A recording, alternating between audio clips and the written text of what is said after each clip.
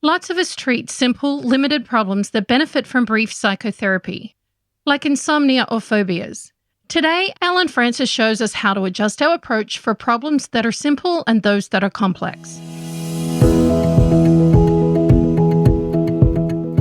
Welcome to the Carlat Psychiatry Podcast, keeping psychiatry honest since 2003. I'm Chris Aiken, the editor-in-chief of the Carlat Psychiatry Report. And I'm Kellie Newsome, a psychiatric NP and a dedicated reader of every issue.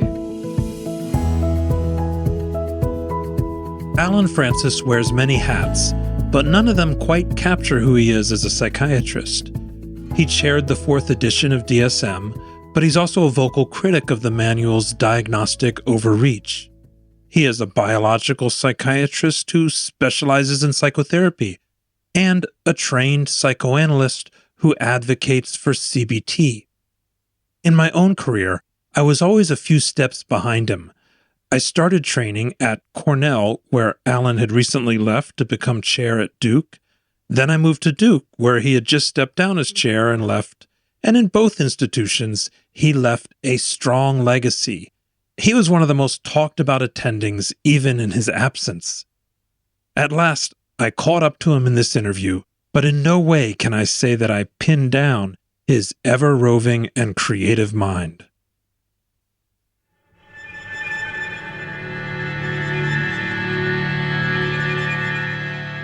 Thank you for joining us, Alan. A lot of people probably know you for your work on DSM-IV, but tell us about your work as a psychotherapist. The way I see it, psychotherapy is part of every contact with the patient. So I don't see psychotherapy as something you only do in 45-minute sessions. I see psychotherapy as something you're doing. If you see someone for 15 minutes in the emergency room, that's psychotherapy. So it was always a very big part of all my clinical practice and everything I did clinically. But also I spent a great deal of time and energy and interest in teaching psychotherapy and also in trying to develop programs that would help to unify psychotherapy so that people wouldn't come out saying, I'm a psychodynamic psychotherapist, I'm a cognitive therapist, I'm a behavioral therapist, to teach it in a way that would be integrated and whole. How has your approach to psychotherapy changed over the years? I started out at a time when psychotherapy was the major thing you learned in training. The drugs were new, so I started my residency in 1967. The training I received was mostly psychodynamic, but we had an excellent behavior therapy training program. And shortly afterwards, I discovered Tim Beck's work. And my job at Cornell in the 70s was running the outpatient department. And what we did was have each resident do a brief treatment according to each of the most popular models. So they would do a brief treatment that was primarily psychodynamic, and most of their long-term supervision was psychodynamic. But they would also do a brief treatment that was cognitive, another brief treatment that was behavioral, another that used family systems and paradoxical injunction. And the idea was to allow them to get a taste of a pretty pure culture of each type of treatment, and then to, in their own minds and their own practices, to meld them together so that they wouldn't identify as they came out of the program as I'm just a psychoanalytically oriented or a CBT oriented or a family systems person. I really think that every competent clinician should have a toolkit that includes the techniques from the different schools applied when suitable to patient need rather than to therapist skill. So if you have a hammer, everything's a nail. But patients don't come in neat packages.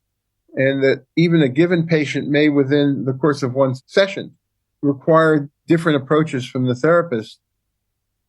What do we know about common healing factors across all therapies? Yeah, I had, this is interesting personally. So my first outpatient psychotherapy experience was kind of a disaster. I had a supervisor who wanted me to take process notes. I had to take down every word. And every time I said something, it was always wrong. And it made me very constricted as a therapist. The treatment was not useful or fun for either of us. It was a mess. Luckily, I soon got another supervisor who couldn't care less about what the patient said or what I said, and was really interested in how I felt about the patient and what I thought the patient was feeling about me, interested in the relationship. He was third generation Harry Stack Sullivan. So his supervisor had been supervised by Harry Stack Sullivan. And that freed me up. And then I read the best single book that everyone should read about psychotherapy, written in 1961 by Jerome Frank, called Persuasion and Healing. And what Frank did was to look at psychotherapy as an anthropologist might, and to see in it common elements that extend back to the beginning of human prehistory, that the psychotherapist is the modern day shaman, and that the shaman was the first psychotherapist, or maybe the first specialist in human society.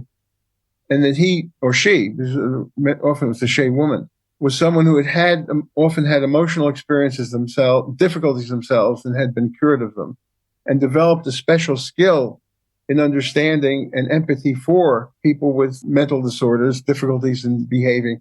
In a small tribe, it's very important that everyone behave well and that everyone get along. So there's an important role to make sure that emotional difficulties in an individual would not disrupt the movements of the group. Jerome Frank's book is still in print, and the new edition has been updated by his daughter, psychiatrist Julia Frank. If you haven't read it, it's worth a read. You'll learn about the common healing factors in therapy and how to put them into action throughout your work, like empathy, warmth, genuineness, developing a shared understanding of the problem that instills hope and combats demoralization, and holding the patient in positive regard.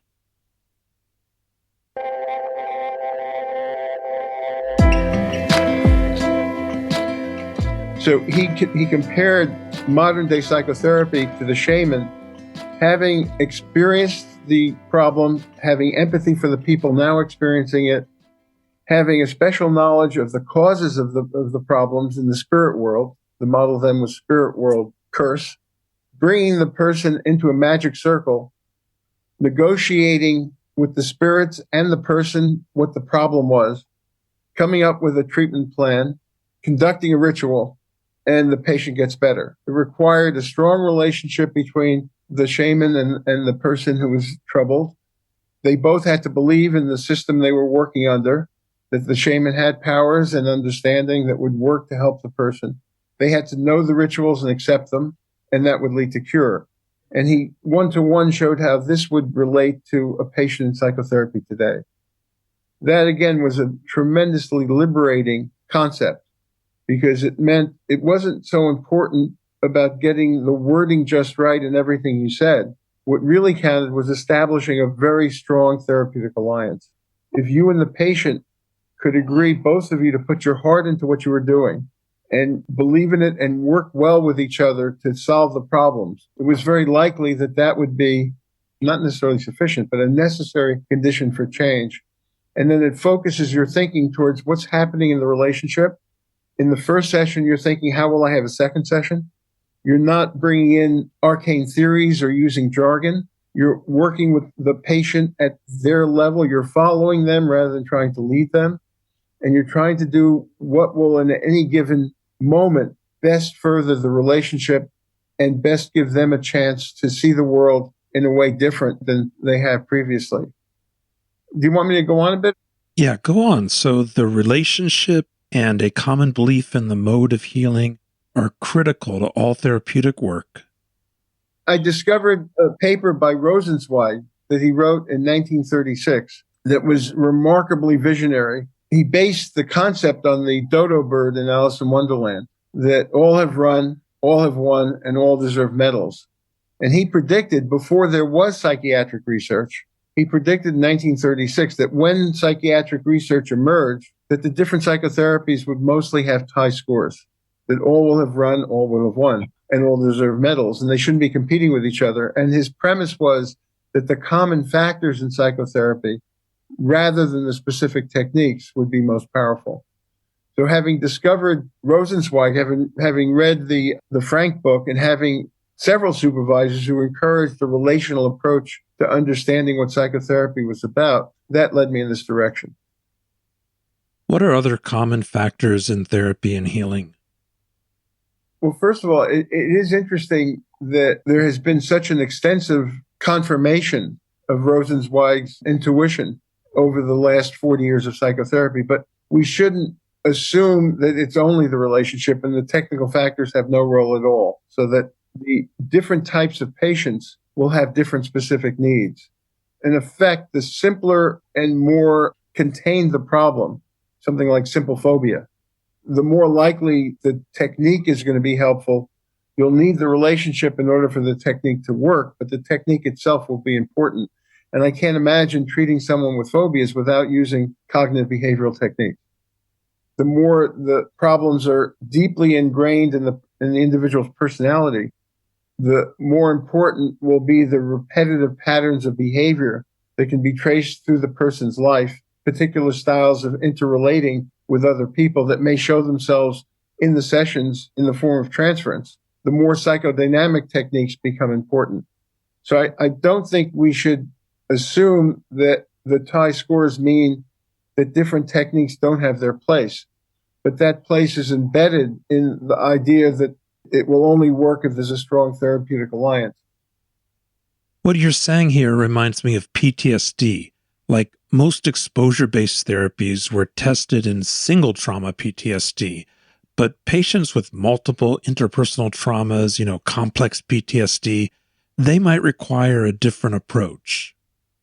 Well, it's always easier to do research on simple problems, and the difficulty is translating that research to real life where people usually present with very complex problems. And that's one of the difficulties with all research and also with psychotherapy research. So in your view, would a single trauma like a car accident be a good candidate for a focused, technique-driven psychotherapy? It's simpler than if someone has had multiple traumas and they also present with substance abuse and taking 9 different medications they've been prescribed, and they just lost their job and their wife is divorcing them. And the real life tends to be ever so much more complex. People who would get into research studies rarely present in real life. People who present in real life might rarely get into research studies because they have complex problems. Okay, I want to make sure I understand what you consider to be simple problems here. I'm thinking of like a single episode of depression, social phobia without any comorbidities. Would these be simple problems? Exactly. So if someone has a transient depression, say first depression, in response to a clear-cut stressor or loss or disappointment, it's going to be ever so much easier to devise a manual to treat that than it will be to devise a manual to treat someone who presents with a long history of depression with lots of comorbid other psychiatric conditions or symptoms thrown in, substance abuse added, medical side effect added, maybe medication side effect, medical problem added, pain syndrome or diabetes, plus the fact that they may be experiencing all sorts of life stressors. So the more complex the problem and the context of the problem, the less likely you can develop a simple manual to deal with it. I'm thinking we can add primary insomnia in there as another simple problem. Any other simple, limited problems come to your mind, like panic disorder? Panic disorder is a beauty. I used to work in emergency rooms wherever I was, and the patients I loved to see most throughout my career were panic disorder patients. Because if you get there early enough, just explaining what the mechanism of the physical symptoms are, how they relate to hyperventilation. If you can just be reassuring about the fact that they're certainly not going crazy, that we understand tons about panic disorder, and very often, especially in early days, I would guarantee they get better. I would say I've seen hundreds of people with this problem, and we really can do a lot to make sure that you're going to get better. But just the reversal of demoralization, the solving of some of the uncertainty and fears that are associated with helps to prevent the later development of avoidance and agoraphobic symptoms, helps to be reassuring. The simpler and earlier the problem, the more likely you can develop a simple solution to it. This is one area where I find the DSM helpful in a therapeutic sense because it says that panic attacks are not a codable diagnosis. They are normal. 70% of people have had panic attacks. I've had them. But panic disorder is totally different. It's a phobia of panic attacks in the way it's defined. So when a patient has a panic attack, we can actually help prevent it from turning into a full disorder, from turning into panic disorder, and then they're not going to have a psychiatric disorder. DSM has many deficiencies and creates many problems in life, but one of the things that can be very helpful is its psychoeducational sort of labeling a problem for many people makes it much less scary. knowing that you're not uniquely damned. I'm not the only person who has this. Well described, it's well understood. There are very clear-cut treatment things I can do that will make a huge difference. And again, that's where special techniques have their value. Special behavioral techniques have enormous, and cognitive techniques, enormous value in panic disorder. I wouldn't be taking every person who comes in with a first panic attack and worrying about their childhood. Here's another one. What about classic bipolar disorder, like no comorbidities, where they have a healthy personality outside of the episodes? Would that be a simple case where, like, you could focus on techniques around circadian rhythm regulation? Yeah, disease management in bipolar is the crucial thing. There'll be many variables that go into the outcome, some of which will be inherent in their genetic, in their family history and then the severity and frequency of the episodes. But a lot of the outcome in bipolar disorder is getting an understanding of the problem and doing the things you have to do to manage it well. And so those people who are able to realize that the importance of sleep hygiene, of not using substances, of not traveling around the world all the time, of not over-exciting their nervous system with constant stressors and constantly changed experiences, of taking the medicine as prescribed in a very regular kind of way, tend to have very good courses. Unless they're overwhelmingly genetically loaded, they tend to have. And I see that psychotherapy would be crucial in the management of bipolar disorder. Psychotherapy is crucial in the management of schizophrenia. It's crucial in management of diabetes. It's crucial in the management of all medical conditions. And I think that if we see psychotherapy as only something that's done, 1 or 2 times a week for 45 minutes in a stereotyped psychodynamic way, we miss the fact that it's really inherent in every contact every doctor has with every patient.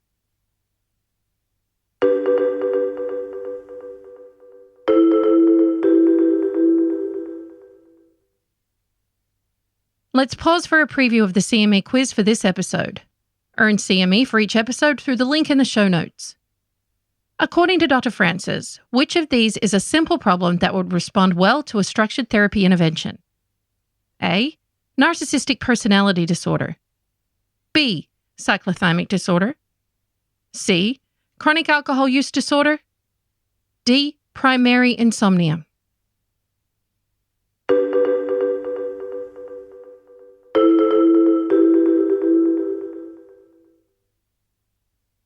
One way of looking at this is that most of medicine, going back to the shaman, has been psychotherapy. That the active treatments in medicine have been few, and most of them have been more harmful than helpful. Doctors killed more patients than they cured with their biological treatments over the course of the last 50,000 years. Hippocrates' first do no harm was introduced because there was a competitive school in ancient Greece that was very aggressive in diagnosis and treatment. And he realized that the treatment was often more dangerous than the underlying problem. Many patients get better on their own. And he said it's more important, Hippocrates, more important to know the patient who has the disease than the disease the patient has. That he was advising doctors to form strong relationships with their patients and not to go in with heavy biological treatments, most of which were, almost all of which were useless and some of which very harmful. Modern medicine has tended to ignore this wisdom and become excessively involved in general medicine with technical procedures and with aggressive medical treatments, and in psychiatry with just giving medicine. Patient comes in, has a problem, prescribe a script. In doing that, we lose the power of the relationship. The placebo response rate goes way down in whatever treatment we're delivering, and our overall effectiveness is much reduced. And so the reason I'm so involved now with psychotherapy is to try to highlight its importance and across all mental health specialties. How much does the placebo effect account for the improvement we see when we give an antidepressant in depression? Can we put a number on that? There's a wonderful, again, vision that Hippocrates had. He said that 1/3 of patients get better on their own. 1/3 of patients won't get better no matter what we do as doctors. And 1/3 of patients will benefit from our treatment. It's remarkable. Carl Jung said the same thing in his book, Memories, Dreams, and Reflections. He wrote that 30% of his patients got cured, 30% got somewhat better, and 30% no change. Hippocrates said this 2,500 years ago. And it's not true for every type of patient. So if you take the average patient in a depression study, it's remarkably accurate. About 1/3 don't respond much at all. 1/3 get a lot better, and 1/3 in the medium. And it's likely that the placebo response rate for the average depression seen clinically is about 30%. If you take very mild depression, placebo response rate is 50%. If you take the average run-of-the-mill depression, 30%. If you take severe depressions, it's probably below 10%. So severity is a predictor of placebo response rate. Thank you for talking with us, Dr. Francis.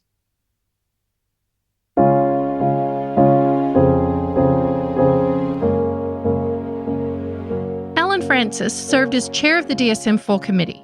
He is professor and chairman emeritus at Duke and the founding editor of the Journal of Personality Disorders and the Journal of Psychiatric Practice. His books include Saving Normal, Essentials of Psychiatric Diagnosis, and Twilight of American Sanity.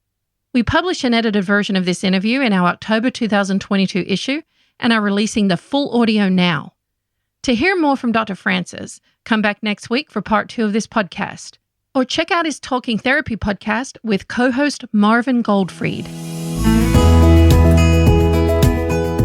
Dr. Aiken is still posting one practice-changing study a day, and you can now follow him on the Blue Sky app in addition to his usual feeds on LinkedIn, Twitter, and Facebook. Just search for Chris Aiken, MD. Thanks for tuning in and helping us stay free of industry support.